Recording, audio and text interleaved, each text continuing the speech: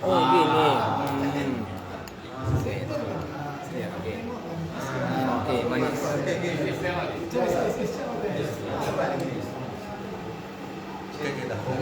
Astaghfirullahaladzim alladzi la ilaha illa huwal hayyul qayyum wa atubu ilaih. Na'udzu billahi minasy syaithanir rajim. Bismillahirrahmanirrahim. Assalamualaikum warahmatullahi wabarakatuh. Alhamdulillahi rabbil alamin. Wa bihi nasta'inu ala umuri dunya waddin. Nahmaduhu hamdan syakirin wa nastajibu lahu istijabatal qadi'in wa nulabbi hajatahu talbiyatal khashi'in. Allahumma salli wa sallim wa barik ala sayyidina Muhammad wa ala ali sayyidina Muhammad. Allahumma anfa'na bima 'allamtana wa 'allimna ma yanfa'una warzuqna 'uluman tanfa'una fid dini wad dunya wal akhirah. Allahumma faqqihna fid din wa 'allimna at-ta'wil. Rabbi shrah li sadri wa yassir li amri wahlul 'uqdatam min lisani yafqahu qawli. Bapak-bapak, ibu-ibu, para orang tua kami yang saya hormati, jemaah yang dirahmati Allah Subhanahu wa taala, mari kita meningkatkan syukur kita kepada Allah Subhanahu wa taala atas berbagai macam limpahan nikmat, rahmat, karunia, pertolongan dan petunjuk yang senantiasa tercurah kepada kita semua sehingga kita dapat berkumpul di masjid yang sama kita cintai ini. Kemudian salawat bertangkaikan salam tak pernah bosan untuk selalu kita hadiahkan kepada junjungan kita, teladan kita, Nabi besar Muhammad sallallahu alaihi wasallam. Allahumma shalli wa sallim wa barik alaihi. Semoga dengan memperbanyak salawat kepada Nabi Muhammad, kelak di hari kiamat kita termasuk umatnya Nabi Muhammad yang mendapatkan syafaat. Amin ya rabbal alamin. Bapak Ibu yang dirahmati Allah, hari ini kita melanjutkan kajian tafsir kita, yang mana pada pertemuan terakhir kita sudah menyelesaikan tafsir Quran surah Abasa. Dan pada beberapa pertemuan-pertemuan yang sebelumnya kita juga sudah menyelesaikan sebahagian besar daripada surah-surah yang terdapat pada juz 30.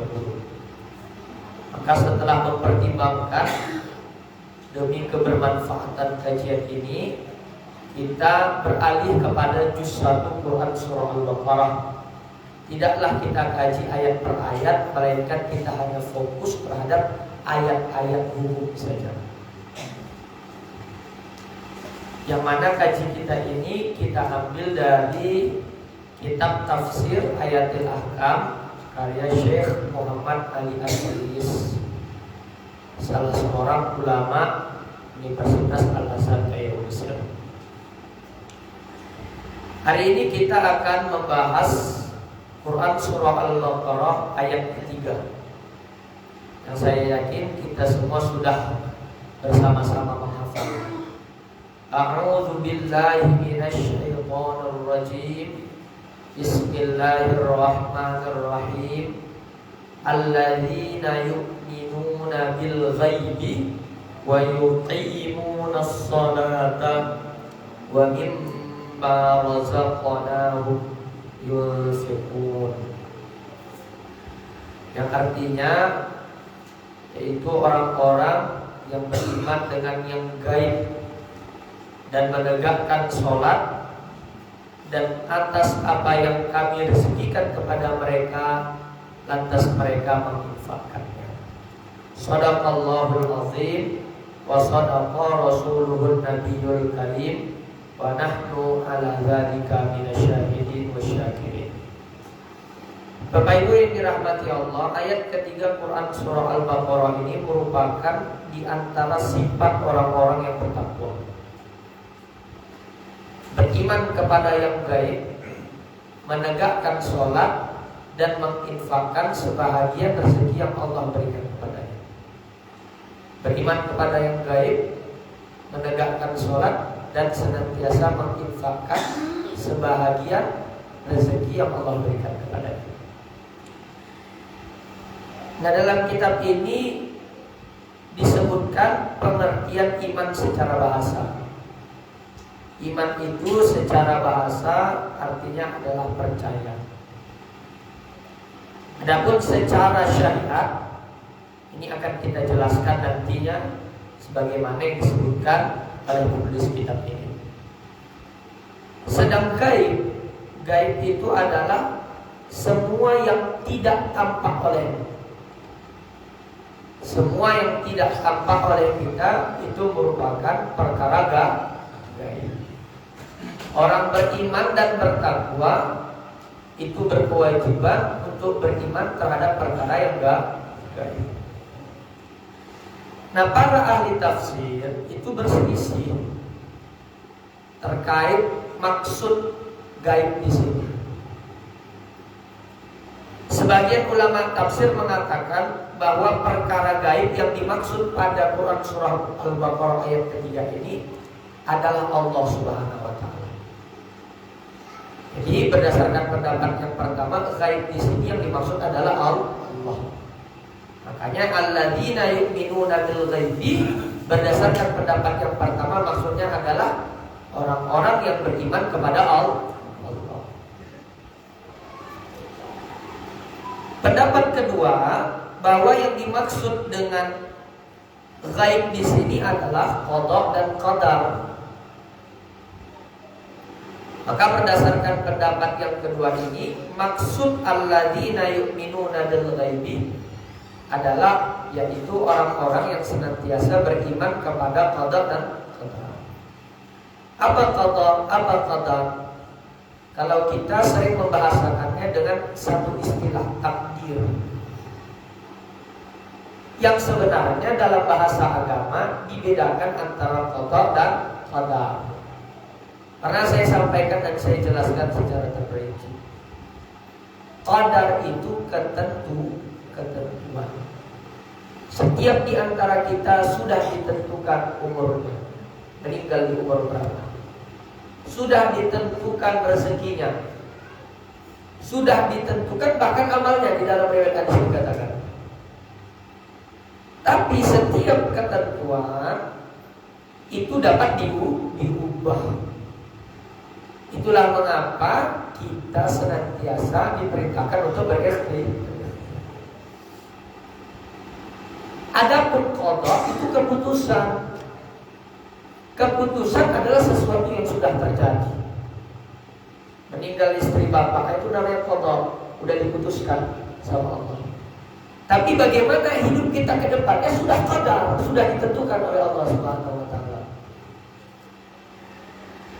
Selama dia masih qadar, maka mungkin untuk berubah. Makanya di dalam salah satu riwayat dikatakan tidak ada yang dapat mengubah takdir kecuali doa. Tentu jika kita melihat dan mengaitkan dengan hadis-hadis lainnya, di antara yang bahkan dapat mengubah takdir, salah satunya takdir umur dan takdir rezeki, yaitu menyambung silaturahim. Ahabba yusallallahu fi rizqihi sa'alahu fi athari falyasil rahimahu. Barang siapa yang ingin dilapangkan rezekinya, kemudian dipanjangkan umurnya, maka hendaklah dia menyambung silaturahim.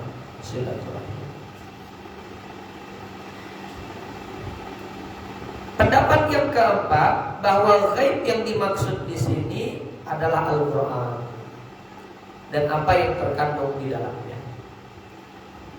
Sehingga berdasarkan pendapat keempat, maksud alladzina yu'minuna bil ghaibi, yaitu orang-orang yang beriman kepada Al-Quran. Pendapat kelima, bahwa yang dimaksud dengan ghaib di sini adalah semua yang diberitakan oleh Rasulullah SAW, yang mana akal dan pemahaman kita tak sampai untuk menangkapnya. Cobalah Bapak pikir, cukup pikir. Kita disuruh wudhu, rukunnya niat membasuh wajah, membasuh kedua tangan, mengusap kepala, membasuh kedua kaki. Tapi kenapa mandi tak cukup untuk mengganti wudhu? Kalau kita pikirkan ini dengan akal kita, tak sampai akal kita.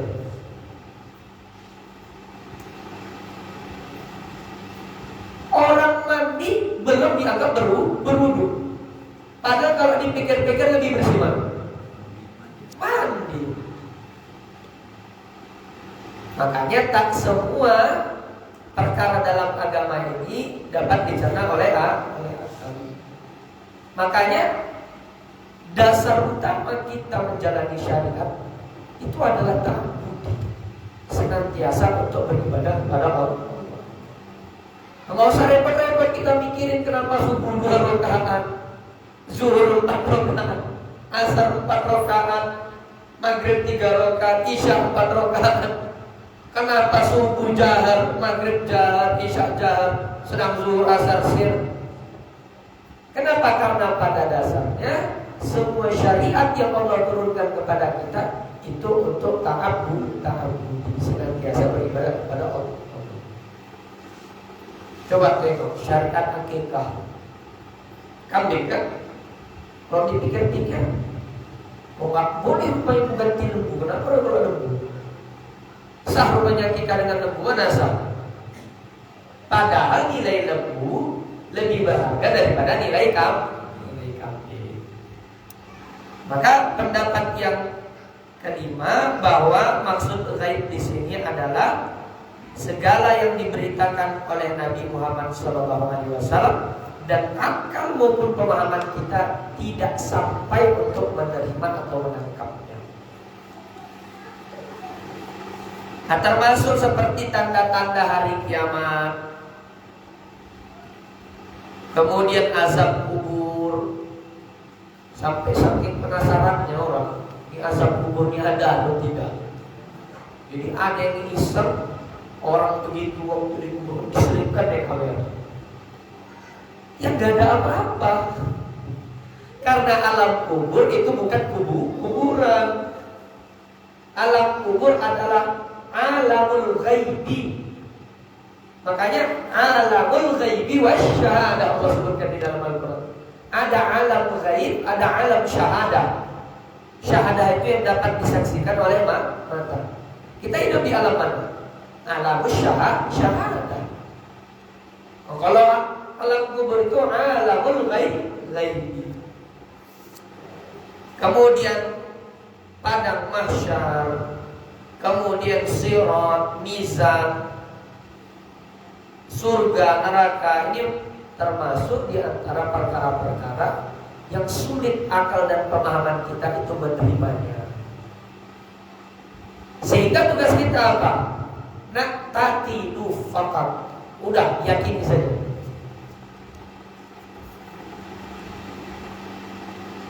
Nah, dari kelima pendapat tersebut, kata Imam Ibnu Jarir At-Tabari, seorang mufassir terkenal, pendapat yang paling benar terkait maksud ghaib pada Quran surah Al-Baqarah ayat ketiga ini adalah menggabungkan semua pendapat tersebut. Jadi kalau ditanya apa maksud ghaib, termasuk maksud ghaib adalah Allah, termasuk maksud ghaib adalah qada dan qadar, termasuk maksud ghaib adalah Al-Quran, termasuk maksud ghaib adalah semua yang dikabarkan oleh Rasulullah SAW yang tidak mampu akal dan pemahaman kita mencernanya.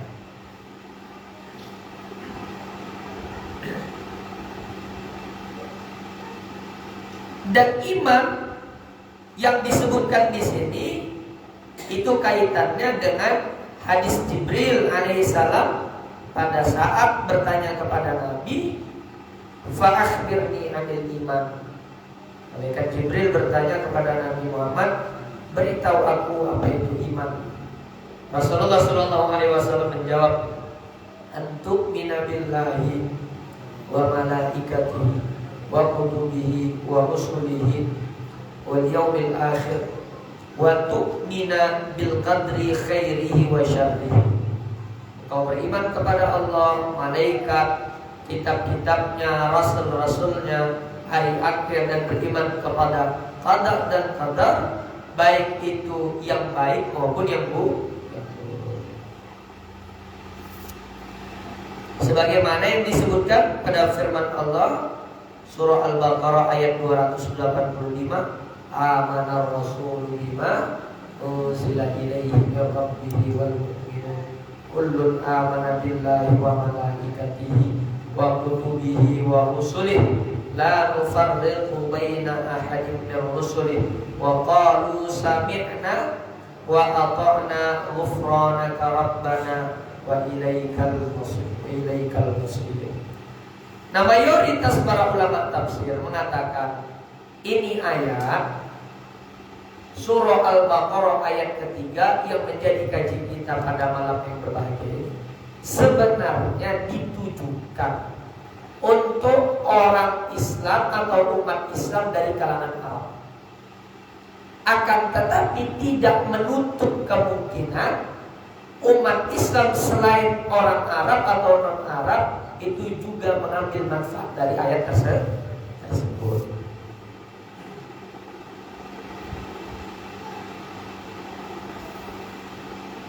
Dan setiap masa percaya dengan caranya masing-masing. Sebutkan dalam kitab. Para sahabat beriman atau percaya dengan apa yang didatangkan oleh Nabi langsung dengan mata kepala mereka sendiri. Tapi berbeda dengan kita Bapak Ibu. Nabi Muhammad sudah tiada. Nabi Muhammad telah wafat. Yang tertinggal adalah ajaran-ajarannya. Maka sampai-sampai kata Rasulullah SAW itu mengatakan ana mushtaqun bi ikhwani. Aku sangat merindukan saudara-saudaraku. Para sahabat yang mendengar bal nahnu ikhwanuk, bukankah kami adalah saudara-saudaraku ya Rasul? Kemudian Rasulullah SAW menjawab, fa'antum ashabi. Kalian bukan saudara-saudara. Kalian adalah sahabat-sahabat. Ikhwani bukan secara fisik, bukan secara jasmani. Menghadirkan Rasulullah di tengah-tengah kita dengan menghidupkan sunnah-sunnah baginda besar. Mungkin secara fisik kita tidak bertemu, tetapi kita bisa merasakan kehadiran Rasulullah SAW secara qalbu, secara hati. Makanya kedekatan yang sesungguhnya itu bukan kedekatan fisik, melainkan kedekatan hati. Banyak orang berjabat tangan tetapi tidak berjabat hati. Tamat pemilu, artinya si bodoh ini.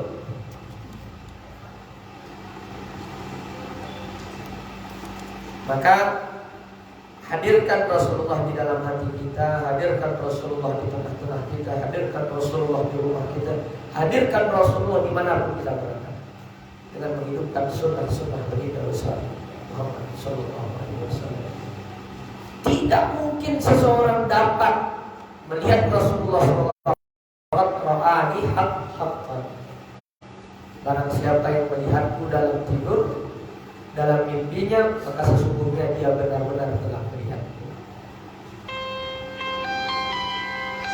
Fa'inna syaitan, kenapa? Karena syaitan lam yatamassalali, tidak akan pernah bisa menyerupai diriku, kata Rasulullah.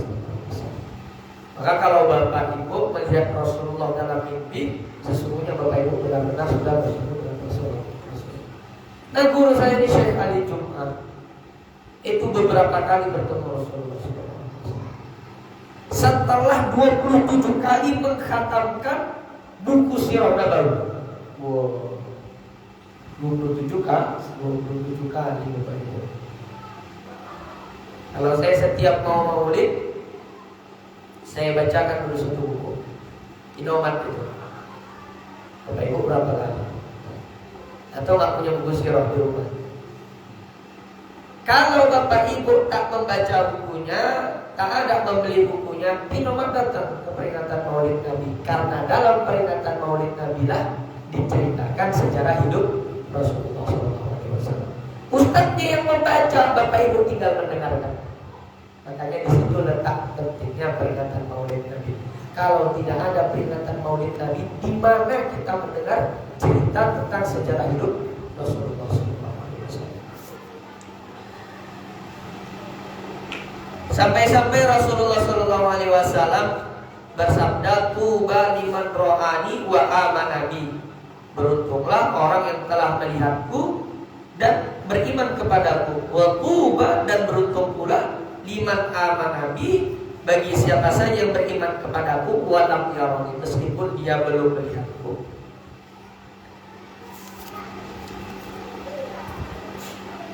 Nah, terkait iman yang tadi belum dijelaskan definisinya menurut syariat, para ulama berselisih terkait definisi iman itu sendiri. Kalau kata Imam Asy-Syafi'i dan Imam Ahmad bin Hanbal, iman itu adalah perkataan dan perbuatan. Perkataan yang dimaksud di sini adalah mengucap dua kalimat syahadat.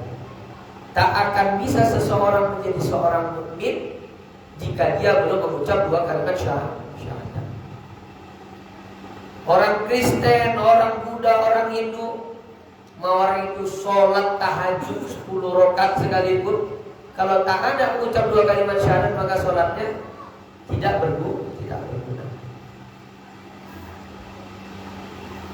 Amal maksudnya mengamalkan rukun-rukun yang ada. Tetapi mayoritas ulama Ahlussunnah wal Jamaah itu mendefinisikan iman dengan tasdiqun bi kulli ma jaa'a bihi Nabi sallallahu alaihi wasallam. Mempercayai semua yang dibawa oleh Nabi Muhammad sallallahu alaihi wasallam. Sehingga seseorang yang bisu, yang tak mampu mengucap dua kalimat syahadat, tetap dianggap seorang mukmin meskipun dia tidak mengucap dua kalimat syahadat, asal dia percaya. Begitu pula orang-orang yang tidak sholat masih dianggap beriman, namun dengan kualitas iman yang berbeda. Makanya kalau saya dulu sewaktu belajar dibilang guru saya, definisi yang paling benar tentang iman itu adalah percaya dengan semua apa yang dibawa oleh Nabi. Dengan hanya sekedar percaya, maka dia sudah dianggap beriman. Namun iman itu bertambah dan berkurang, bertambah dengan ketaatan dan berkurang dengan kemaksiatan. Sehingga saya beriman, Bapak Ibu beriman, mereka beriman, anak kita beriman, adik kita beriman, abang kita beriman, semuanya beriman, tapi kualitas keimanannya berbeda-beda. Tinggi rendahnya kualitas keimanan seseorang itu sangat bergantung dengan amal ibadahnya. Makanya di antara salah satu hadis Rasulullah, "Man kana yu'minu billahi wal yawmil akhir falyaqul khairan aw liyasmut." Barang siapa yang beriman kepada Allah dan hari akhir, maksudnya bukan sekedar beriman, maksudnya adalah barang siapa yang ingin imannya benar-benar sempurna, ketika dia beriman kepada Allah dan hari akhir, hendaklah dia mengucap perkataan yang baik atau berkata-kata baik, atau jika tidak, hendaklah dia sehingga kalaupun ada orang berkata-kata yang tidak baik, apakah dia tidak beriman? Tetap beriman, namun keimanannya tidak sempurna. Nah, kemudian wa yuqimuna sholata wa mimma razaqnahum yunfiqun. Setelah kita memahami makna alladzina yu'minuna bil ghaibi, kita pahami pula maksud daripada wa yuqimuna shalah. dan mereka yang menegakkan sholat. Nah, apa makna menegakkan di sini? Kata yuqimuna yang berarti menegakkan di sini maksudnya itu apa? Sama halnya terkait makna gaib, para ulama pun berselisih terkait makna menegakkan sholat di sini. Pendapat yang pertama, maksud daripada menegakkan sholat di sini adalah memenuhi rukun-rukun yang terdapat di dalam sholat dan menjaga diri dari kecacatan-kecacatan terkait hal-hal yang berkenaan dengan sholat. Jadi makna menegakkan itu tidak hanya sekedar sholat. Di antaranya apa? Banyak orang tak dapat membedakan antara lapas niat dengan niat. Usolli fardal isya'i arba'a raka'atin mustaqbilal qiblati makmuman lillahi ta'ala. Itu lafaz niat, belum niat. Lafaz niat sunnah, tujuannya untuk membantu pekerjaan hati. Niat itu yang dipasang di dalam hati berbarengan dengan takbiratul ihram. Allah, mulut mengucap takbir, hati memasang niat. Hati memasang usolli fardal isya'i arba'a raka'atin mustaqbilal qiblati makmuman lillahi ta'ala. Makanya tak ada orang yang mengerti fikih takbiratul ihram yang Allah Akbar. Ada. Pasti Allah. Kenapa? Karena dia sekaligus memasang niat. Apalagi di antara kesalahan yang sering dilakukan oleh kebanyakan orang, tidak mengeluarkan suara pada rukun-rukun qauli atau rukun-rukun perkataan. Apa rukun qauli atau rukun perkataan? Takbiratul ihram, al-fatihah, tahiyat, termasuk sholawat kepada Nabi Muhammad pada tahiyat akhir atau duduk terakhir. Takbiratul ihram, mulutnya saja bergerak, tak sah sholatnya. Apalagi kalau modal dalam hati, tak sah sholatnya secara fikih. Termasuk orang yang membaca Al-Fatihah tanpa suara, tak sah sholatnya. Begitu juga orang yang ketika tahiyat akhir tidak mengeluarkan suara, tak sah sholatnya. Keluar suara dengan suara yang terdengar oleh diri sendiri. Makanya definisi sir itu bukan tidak bersuara, melainkan mengeluarkan suara dengan suara yang terdengar oleh diri sendiri. Sendiri itu makna sir, bukan tak bersuara. Sholat jahar pakai suara, sholat sir tak pakai suara. Bukan itu definisinya. Sholat jahar mengeraskan suara sampai terdengar oleh orang-orang di sekeliling kita. Sedang pada sholat sir atau baca-bacaan pada tempat-tempat sir, itu maksudnya tetap kita keluarkan suara kita dengan suara yang hanya terdengar oleh diri sendiri. Apalagi di antara yang saya sampaikan juga pada saat itu, banyak orang pada saat mengucap salam dan menoleh ke kanan maupun ke kiri, dia melibatkan dadanya. Gini dia salam, Assalamualaikum warahmatullahi wabarakatuh. Batal sholat. Artinya dia berpaling dari kiblat. Assalamualaikum warahmatullahi wabarakatuh. Assalamualaikum warahmatullahi wabarakatuh. Makanya yang menoleh itu hanya wajah. Assalamualaikum warahmatullahi wabarakatuh. Assalamualaikum warahmatullahi wabarakatuh.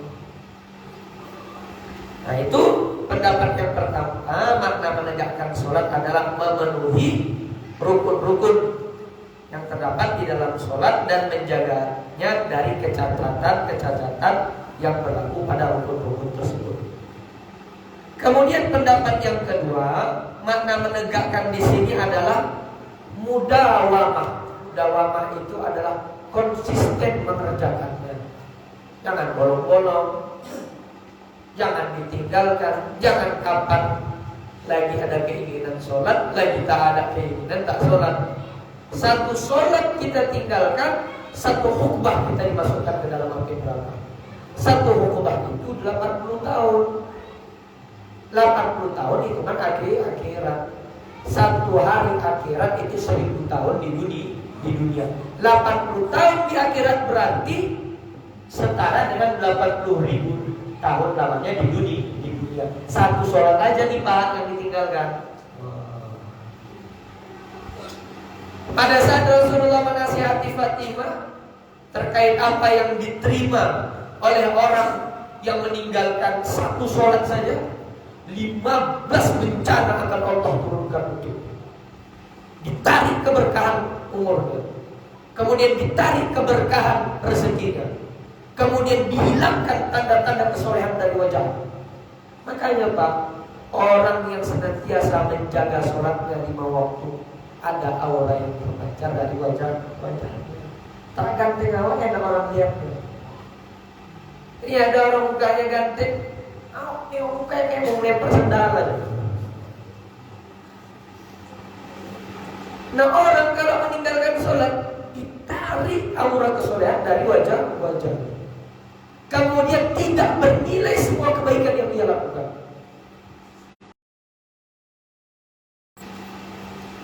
Nah ada pula pendapat yang mengatakan bahwa makna menegakkan sholat di sini adalah sekedar mengerjakan sholat. Nah, tentu ini adalah pendapat yang kita tinggalkan.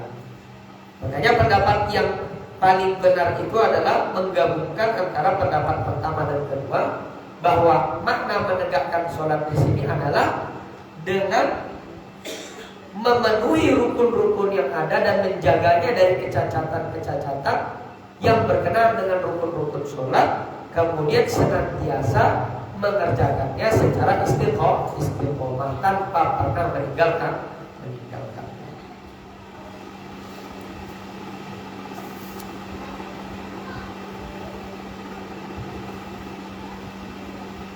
Nah, kemudian wa mimma razaqnahum yunfiqun, dan terhadap apa yang telah kami rezekikan kepada mereka, mereka senantiasa menginfakkannya. Apa itu rezeki? Rezeki itu adalah semua yang mendatangkan manfaat untuk kita. Rezeki itu. Jadi kalau dikatakan rezeki, maka secara definisi mencakup yang halal, mencakup pula yang haram. Ada orang korupsi rezeki, tapi rezeki yang haram. Namun yang dimaksud pada ayat ini tentu adalah rezeki yang halal. Karena ayat ini berbicara tentang sifat atau diantara sifat orang-orang yang bertakwa. Maka tidak mungkin orang yang bertakwa mengambil manfaat dari rezeki yang tidak halal. Bahkan semestinya dia menjaga dirinya dari rezeki-rezeki yang tidak halal. Makanya kata Ali As-Sayyiz, penulis kitab ini, tidak mungkin seseorang itu mencapai derajat takwa sedang dia punya rezeki dari jalan yang haram.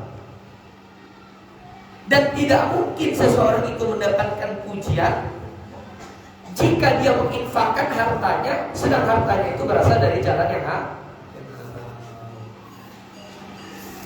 Ada orang berbaik prinsip yang begitu dalam korupsi aja. Nah, sudah banyak, kita sudah bangun. Nggak akan pernah bisa sodakohnya itu mengganti kezaliman yang pernah ia perbuat, kecuali dia kembalikan uang tersebut kepada orang-orang yang berhak menerima. Ada Bapak Ibu ketika seperti langsung di depan mata saya, dibilang enak juga ya, udah banyak korupsi habis itu nanti tinggal tobat kata Muhammad. Tidak sesederhana itu. Nah, para ulama berselisih terkait makna infak di sini. Nah, pendapat yang pertama, makna infak di sini adalah zakat harta. Wa mimma razaqnahum yunfiqun, atas apa yang kami rezekikan kepada mereka, mereka membayar zakat harta. Punya tabungan setara dengan 85 gram emas. Kalau sekarang 85 juta, tersimpan sama setahun, keluarkan 25% dari itu. Itu termasuk salah satu zakat harta. Kemudian pendapat yang kedua, makna infak di sini adalah nafkahnya seorang kepala keluarga untuk keluarganya.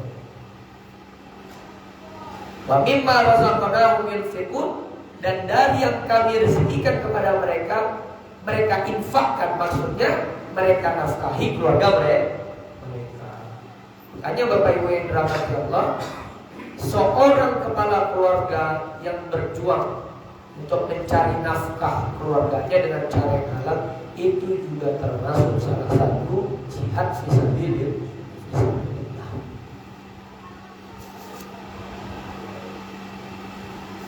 Nah, sedang pendapat yang ketiga, makna infak di sini adalah semua jenis infak pemberian yang diberikan kepada orang yang membutuhkannya dengan tujuan untuk mendekatkan diri kepada Allah Subhanahu wa taala. Namun pendapat yang paling kuat di sini yang menyatakan bahwa infak yang dimaksud di sini adalah zakat harta. Karena zakat harta itulah yang merupakan kewajiban terbesar seorang muslim, dan banyak orang melalaikannya.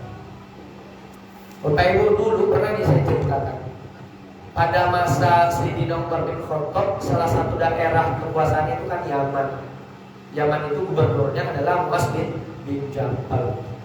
Pada saat awal mula pemerintahan Sayyidina Umar bin Khattab, itu Yaman adalah daerah miskin, sehingga zakat hartanya penduduk kota Makkah itu langsung dibawa ke Yaman. Tahun pertama semuanya diterima oleh Muaz bin Jabal sebagai gubernur di Yaman pada saat itu. Tahun kedua, sewaktu dioper seluruh zakat harta dari orang-orang kota Makkah, ternyata setengahnya dikembalikan oleh Muaz bin Jabal. Apa kata Muaz bin Jabal? Setengah dari pendudukku udah gak miskin lagi. Tahun depannya ketika diserahkan zakat harta dari penduduk kota Mekah, dikembalikan sepertiga, dikembalikan 2/3, hanya sepertiga yang mereka ambil, 2/3 dikembalikan. Ini menunjukkan apa? 2/3 dari penduduk kota Yaman sudah tidak miskin lagi. Sampai pada tahun keempat, pada saat diserahkan zakat harta kepada mereka, kata Muaz bin Jabal, udah gak ada lagi yang miskin. Jadi sebenarnya manfaat zakat harta sebegitu luasnya untuk menuntaskan dan menuntaskan kemiskinan. Hanya saja kesadaran membayar zakat harta di Indonesia saat ini masih tergolong lemah. Orang-orang kaya belum sadar untuk membayar zakat harta.